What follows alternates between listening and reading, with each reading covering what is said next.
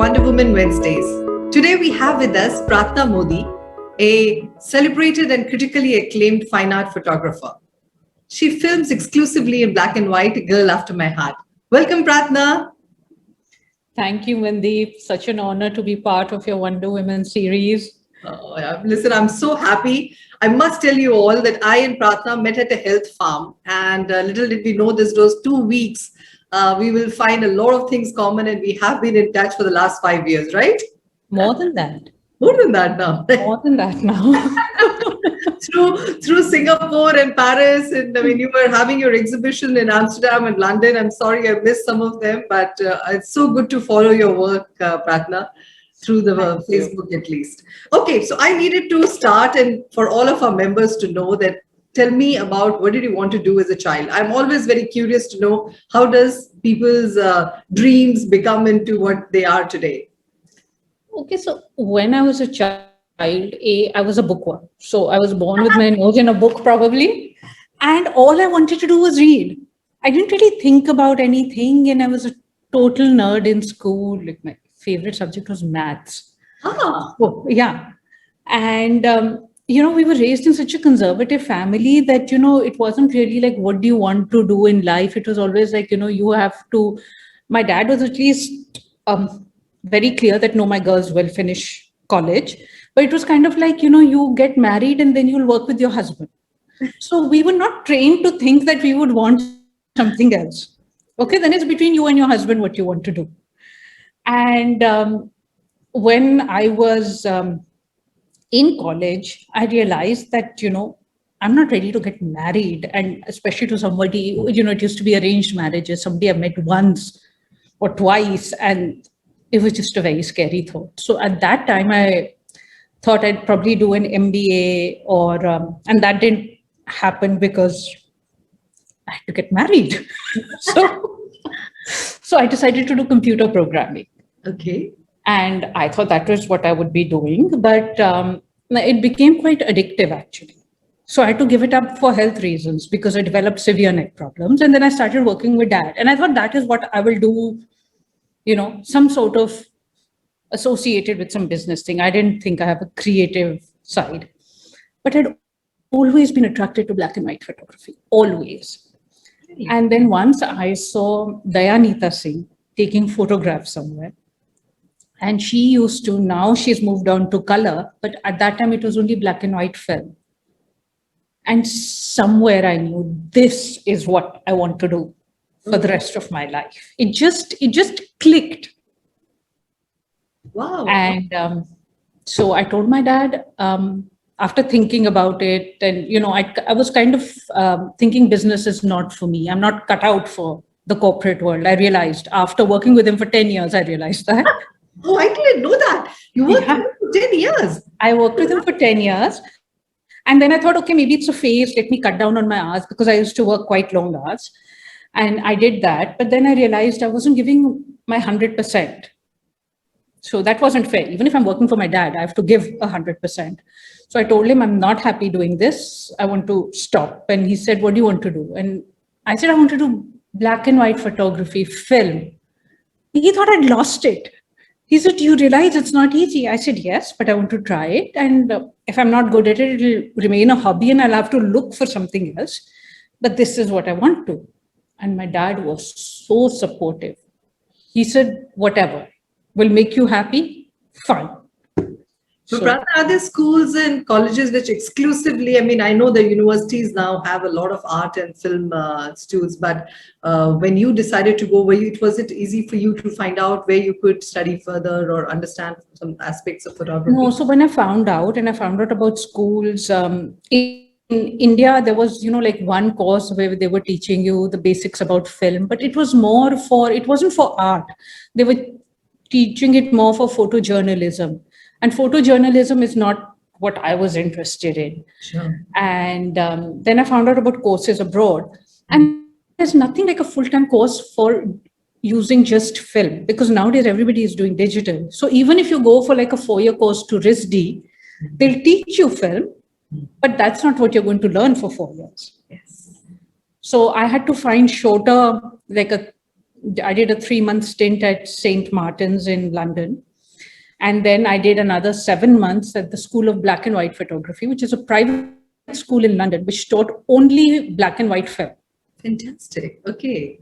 So I did get a scholarship to go to the London School of Printing, but they were insisting I have to do digital. So I chose not to do that because I can't use a digital camera. It's not me.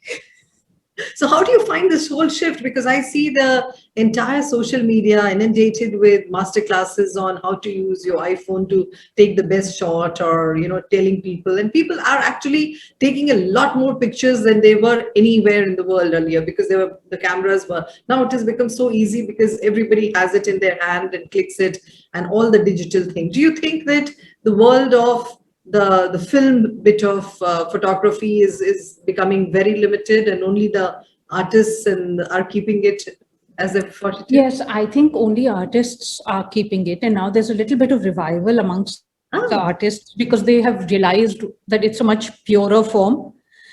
Yes, it is a much more difficult form because you don't have the option of taking 1,000 pictures and then to choose from them. But,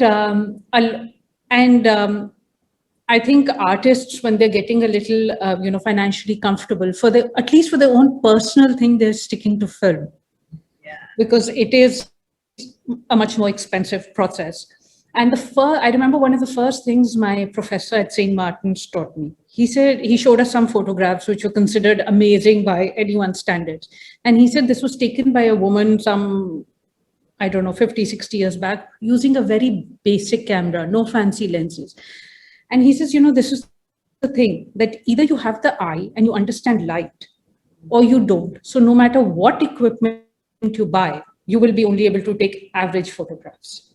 And he says you need a basic camera to take good photographs. Wow. Because what you need to understand is light and composition. It has to come instinctively. And he says that comes by learning on film. Because he says when you take pictures on film, you have time to look at the negatives or the contact sheet and you reflect and you understand that why you like a certain picture and why you don't like it.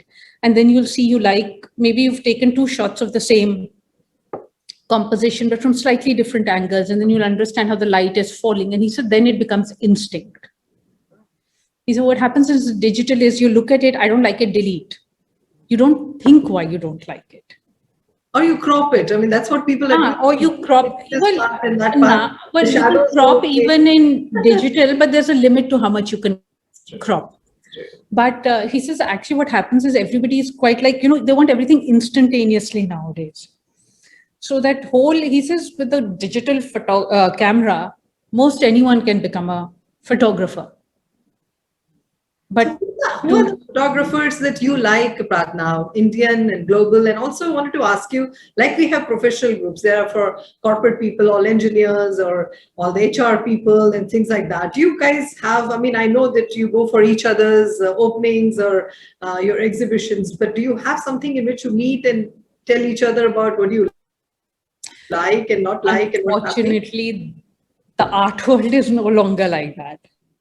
Yeah. The art world is no longer there. So I remember when I had my first exhibition, it was actually inaugurated by Mr. Satish Gujral, because when he saw my works, he said, nobody else can inaugurate he actually told me, I'm the one who will be inaugurating your exhibition. Oh my God. And it's just that he knew my parents. So he said, okay, show me your work, come over, show me your work. So I went to show it to him. I wasn't expecting him to say that. And I remember I had sent some of my photographs to M.F. Hussain, and he wrote a very nice note for me because, photography was his passion also. And they both told me, they said, when we were growing up, it was a fraternity. We would all meet together and discuss and encourage each other and all. I found out the hard way during my first exhibition that at least in the photography world, it's no longer like that. It's very competitive and it's not nice. So there is only this thing of pulling each other down. And I'm not built for that. So maybe, I lose out on a certain amount of networking, but I prefer to stay away from that kind of negativity. So how do you find your inspiration? What gets you going and say, let me take this? Because I remember one early morning, suddenly before our yoga at that health farm where we both met, you were suddenly taking a picture of just the sun and some of the weeds. And I, till then, I didn't know. I thought, we all took pictures of that place, take it home. So there is somebody in the phone, but it was your camera, it was not the phone. And you were nicely going, and you very sheepishly kept it aside because nobody knew that time that you were such a celebrated photographer. And you usually, in the beginning, I think you used to listen more than speak about what your life was. It was only later that we came to know about you. So, how do you find your inspiration? Which genres do you, kind of say that these are the things which I'll do? What do you abhor in photography and say these are things I definitely won't do? I was. So, of course, like I said, I only shoot black and white. And for me, the reason about avoiding color is not that I don't like color photography, but when I see a photograph in color, especially one taken in India, the colors are so beautiful. I walk away remembering only the colors. I don't remember what the photograph is about or what the photographer is trying to convey. So for me, when you see a photograph in black and white, you don't have a choice but to notice what the photograph is about. And I feel that, light is highlighted in black and white. And for me, it's all about, about light and silence. So for me, that is what I look for when I'm taking a photograph. Something that calms me. Silence. Yes. Silence seems to be one theme that you have through lots of your exhibitions around the world, Pratna. Tell us why. Okay. So, I feel in today's world, there's so much to agitate us and so much to stress us and excite us. And the news is always negative. 99% of the news that we read is negative. There's, the positive is very rarely highlighted. So there's enough to, stress us out. And we all, for our own mental, emotional peace, need to find those moments where we can calm ourselves down, where we can still ourselves. So for me, my photography, and it also started with when I started doing photography, I was doing volunteer work at the blind school the association in Delhi. And I was taking photographs of the children after asking for permission. And I realized that these kids were so happy, much happier than we were.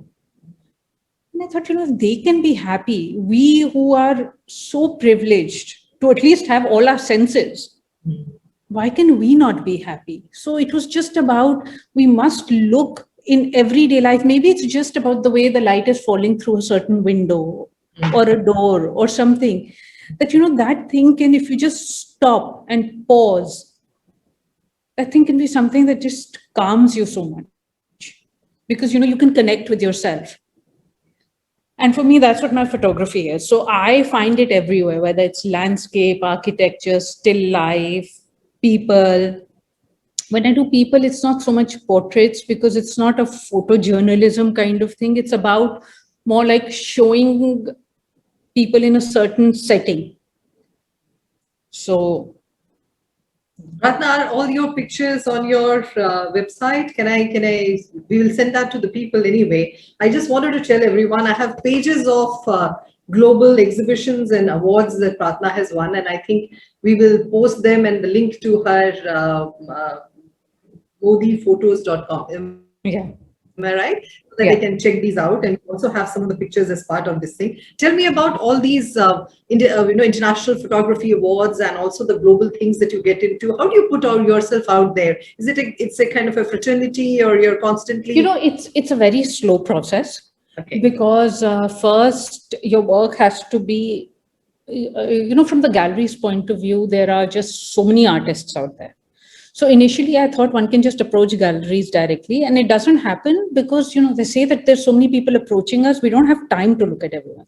So you have to make sure your work is of a certain level, and then people have to recommend your work to galleries for them to even look at it. Okay. So it's been a slow process, but I've been lucky to be either through, some casual introductions or somebody mentioning something that I've managed to get in touch with certain galleries where they've liked my work, connected with it, and offered to show my work. So it's been a very long process, but you just have to be patient and not lose heart is what I tell everyone that, being an artist and getting shows, unless, you want to do it yourself. But when you're always doing your shows yourself, you don't get the kind of critical acceptance, because it's like, oh, you've paid for it yourself and your family and friends have come and seen it. Not a big deal. So it's a very slow process. And initially, I was very lucky that I got to do shows outside of India, because in the last few years, photography as art has picked up in India. But earlier it wasn't. So people didn't really understand it. The normal reaction I would get is, what's the big deal? Even I can take a photograph. So I used to initially concentrate more on trying to show my work abroad.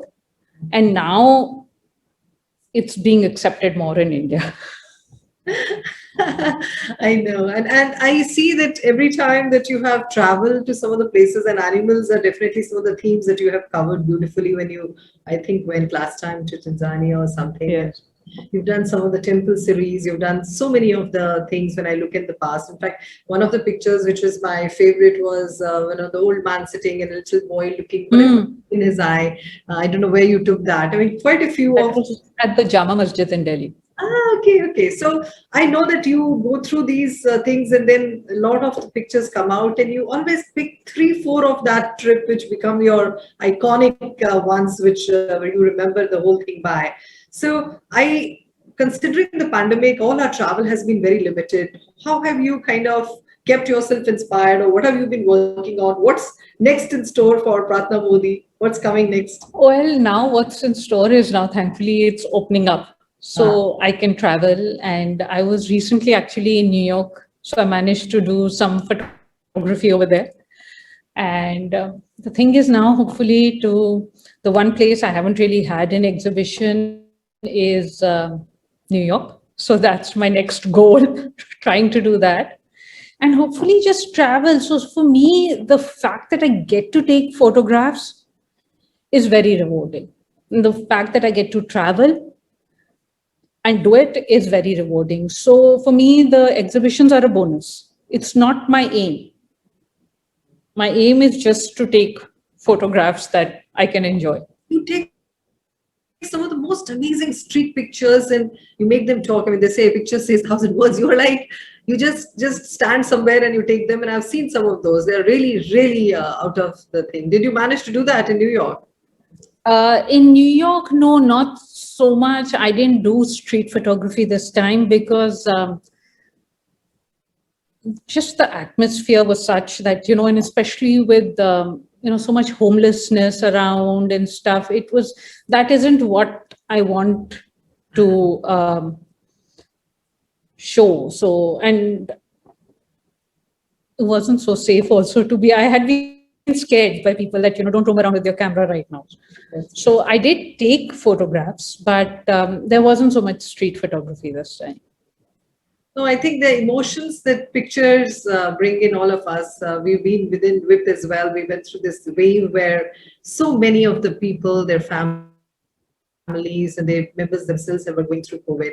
It was a very difficult time to keep the engagement levels, and we really had very good. I think the girls, the way they prayed and supported each other was just amazing. But then we went through the thing that what should we do to uplift people's moods, and then the moods started changing. But we went through a little low phase where Yeah. everybody was into what emotions, and from the post that we put, once it started into a down phase, it was spiraling only down for some time, and then it took us a while.